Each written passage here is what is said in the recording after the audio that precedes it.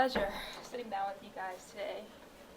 And Christy, thank you. Thank you. Oh, thank you We're both. excited. Alrighty. Let's get started. Okay. Question 1. If either of you could have any superpower for a day, what would it be and why? You take that one first. Oh, I think it would be seeing the future, so you can plan appropriately and know what's going to come next and have your ducks in a row. There you go. Yeah, and it's funny that you say that because I was just in a meeting with our local Federal Reserve Board president, and that was one of the things that I was talking about is I wish I could see forward to see when rates would begin easing and also when inventory would begin increasing. Ooh. Yes. I've never heard that before. So we're on the same page. Say great minds think alike. That's right. So has there been a TV show recently that you guys have been binging? Okay, I get this one first. Ted Lasso, without a doubt. He is the funniest human being on the face of this earth. Love him.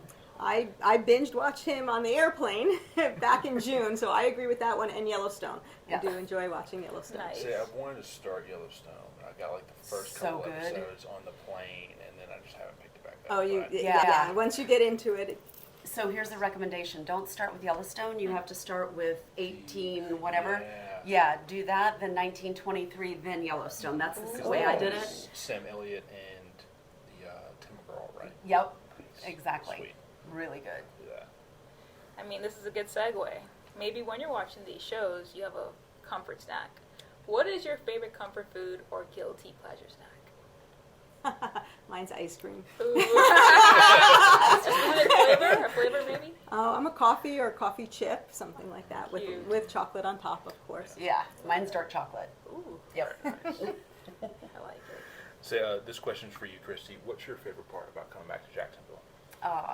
Well, I have a 12-and-a-half-year-old daughter, so coming back to see her is the best. So, in my whole family, but especially her. Absolutely. Coming back to the old stomping ground. Yes. With that said, Linda Shear, Forward Now Realty's founder, is your mother. Yes. Is there a lesson that she gave you that stands out or resonates even today? Yeah. The thing that my mother instilled in me, and now I can actually call her my mother instead of just Linda Shear. Of course.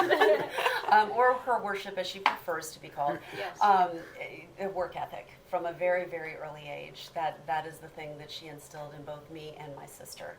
And that it's just always resonated with me. That's awesome. I mean, and you know Linda for years. Is there something that she taught you that stands out? There's so many things. Yeah. She's just an amazing person. Well, both are to work with, Right. and I feel like both of them are my mentors. But I think Linda has a way of doing things, and the saying that we have in our culture is "gracious with a kick," and that's Linda. She can. Tell you the worst news possible, but that smile on her face made her put her arms around you, and you feel good about it. It's amazing. And you know, I watch people when she walks in the room. She owns that room, and the respect and just the way she carries herself is just amazing. That's amazing. I mean, now that she mentions that, like, I'm thinking of some things, like her giving me criticism, like, it's okay, but maybe we can move this over. So that smile just gives you the hug, even if it's bad news. Yeah. You feel good. Well, and you just made me think of another one too. Is you know, one of the things, and you take it for granted, or I take it for granted, because it's always been there in front of me. But it's people first. You know, that's how you build a company. That's how you build people who will not only stay with the company, but if they choose to go, you know, you've helped them springboard to their next career, and I think that's really, really important. So that's been the way we built relationships this company. before relationships were the key word to say. Yes, I exactly. love it. She speaks a lot on that too, like how Yeah. you know Northeast Florida, the support around us helped to make what we are here today, Yes. what it is. Awesome. So with you guys being in real estate for how long you've been in this industry, it's something that we kind of wanted to see. Did y'all have another dream job as a kid, or did y'all always see you going into real estate? Oh, I didn't plan real estate at all. I fell into real estate. Very young, I wanted to be a teacher, but then as I went into college, I wanted to be fashion merchandising and working in the fashion industry. So completely. And you did. And I did for many years until we moved back to Florida, and then that's how I became real estate. Nice. Yeah. So my story is a little bit different. I started my real estate career when I was 11. At the young age of 11, when my mother got her real estate license, my sister and I were kind of her back office support, and so we did open houses with her, helped with marketing, whatever it took. It was kind of the three amigos, right? So when I went to college, I said, I am retiring from real estate. I will never be in real estate again. I've had it. That's enough of that career. And it has a way of sucking you back in. Yeah.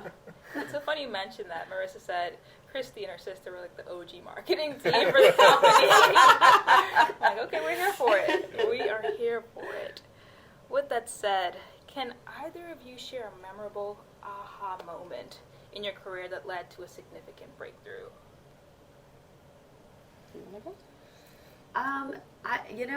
I would have to say that the Saturday that Gino called me and asked me if I'd be interested in putting my name in the hat for the CEO position of Berkshire Hathaway Home Services, that was definitely a mic drop moment for me. It wasn't anything I had ever considered, and I just remember asking him, what does that person do?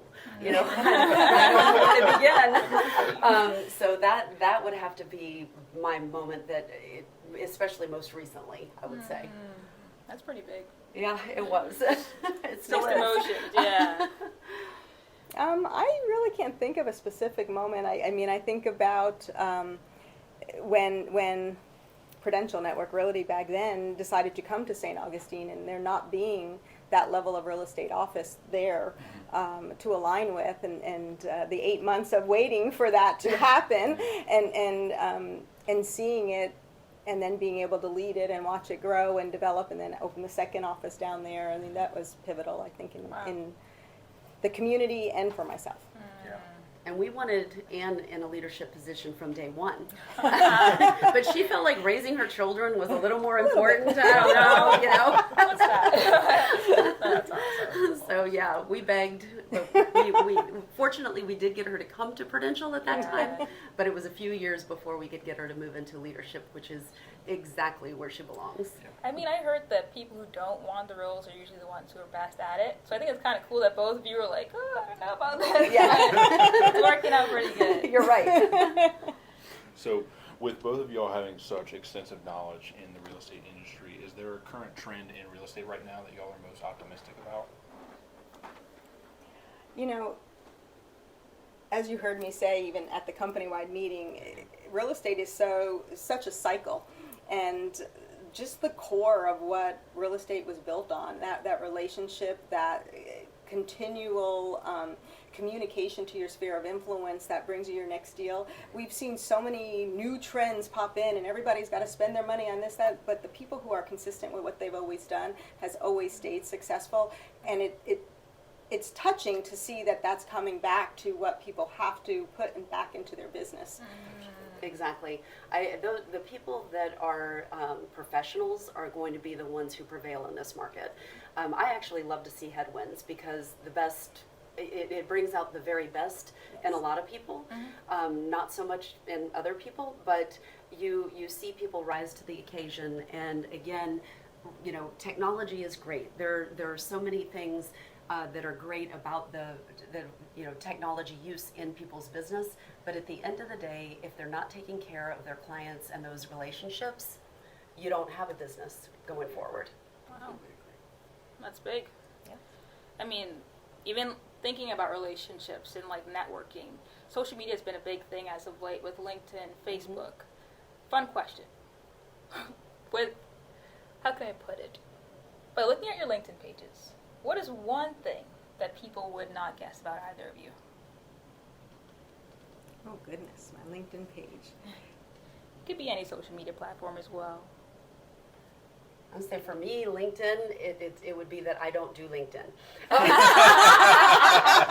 They would never know. Yeah, I have somebody manage that because it's just too much. So I've decided Instagram and Facebook are where that's my comfort zone, and not just comfort zone, but it's where I think I do a decent job. Yeah. And I feel like I get to touch a lot of agents, and it helps me stay in touch with what's going on across the globe. So that's been really good for me. But I would say that the thing, I've purposely put my family out on my social media channels because I think that's really important. We're in a business that is a family business. When you look historically and going into the future, I think that will continue. So there isn't a whole lot about me that people don't know. I am a sappy song singer, though. Oh, really? Like Air Supply, really bad. Oh. Yeah. You're going in there. You're going in. I sound really good in the shower. For your ears only? Yeah. My daughter comes in, oh no. There she goes. I have a funny story I have to tell you about that one.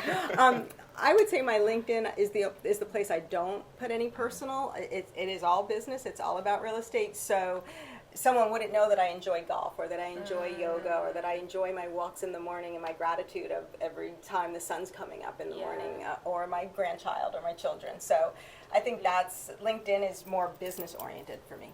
I mean, to that point, I heard that Anne finished the 5K in record time. I was like, what? That's Really? Might have been because I turned a little sooner than I was supposed to. I had a vet appointment I had to get down to in St. Augustine.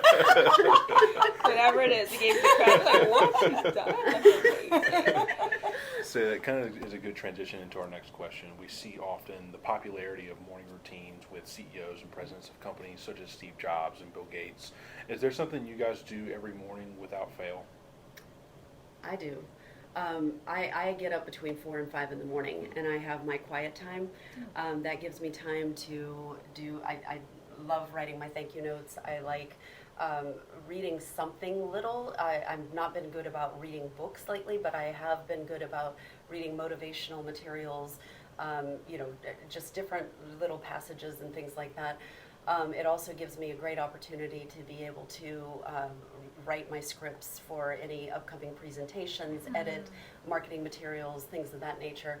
So I really value my morning because it's the only time of the day that I have complete silence, and nobody touches that time. Wow. I have to agree that especially even when my children were growing up, I would get up an hour earlier before them just to have that time. Now that they're all gone, I'm up at 5 and usually walking the dog by 5:30, and we take about 1.5 to 2 mile walk every morning before getting up and then commuting. But that's my gratitude. That's my just time to think about my day, think about yesterday, and changes I want to make in the calendar. Nice. I think I'm even the same way. I get up at 5 and I use that time to like read my daily devotionals and say like, so it's very nice like quiet time in the morning. Just to like get that kind of mental mindset for Center the day. yourself. It's Exactly. so good. It's so like therapeutic sometimes. It is. Yeah. And if I don't, something happens and I don't, you miss it. And I can't wait to get home and have my walk you because feel out I of need that. sorts. Yes. Wow. That's big for moms, too. Like, I find that most moms are like, I gotta wake up super early. This is the only time that I have for me because everything else is for the kids after That's that. true. With that said, I mean, we know the importance of routines. It's also fun to break them sometimes. Have you guys done anything new recently for the very first time? It's a good question. Well, it's very unusual for me to go out very late at night to see a volcano erupt in Hawaii. I mean, usually I'm going to bed by the time the van was leaving the hotel, but that was just an amazing experience. And usually I would say, oh no, I need to get my sleep, but that was just an opportunity that I couldn't turn down. And we were leaving at 8:30 and didn't get back to the hotel till about 2:30 in the morning, so that was a big difference. That was really cool that you all did that. It was amazing. Yeah, I went to bed. So I would have to say, my husband and I have been dive certified for about 20 years, and my daughter just got dive certified. And so we went on our first official dive with her. And seeing her, I don't know, just seeing the underwater, all of the marine life through her eyes and hearing her tell the stories afterward, that was really, really cool. It was very exciting. Those are two extremes. Volcanoes and underwater diving. The sea. That's true. That's a thrill. Action adventure. Right? No, that's amazing. Say on that kind of action and adventure note, If you guys were to write any kind of book about you or whatever, is there any kind of particular thing that you would write about? I will, you'll laugh at this one. So my 95-year-old parents live with us for the last 4.5 years, and going through COVID and everything with them. The things they ask, the questions that come up, the stories they tell us, it needs to be a book, because it's every day is something different and not what you'd ever expect your parents to say. Nicely said. That's a really good one. I like that. But I keep saying I need to do it. Oh, wow. I feel like I would rate, one of the things since I've been in my new role is I've had a lot of reporters ask me about glass ceilings and things like that for women in particular. And so I think if I were to write a book, it would speak to younger women, because I've been very fortunate that I've had a lot of people very supportive in my career. I really haven't had people try to keep me in a role or anything like that. And I think that there are a lot of women who don't necessarily, that aren't as fortunate, but also don't know that it's okay to ask. You know, when you want a new challenge, when you want a promotion, when you want something in life, it's okay to ask. Men ask for it all the time, Right. and people respect them for it. And so I think it would be centered around that, talking to young women. Wow. I like that. Yeah, that's nice. I like that.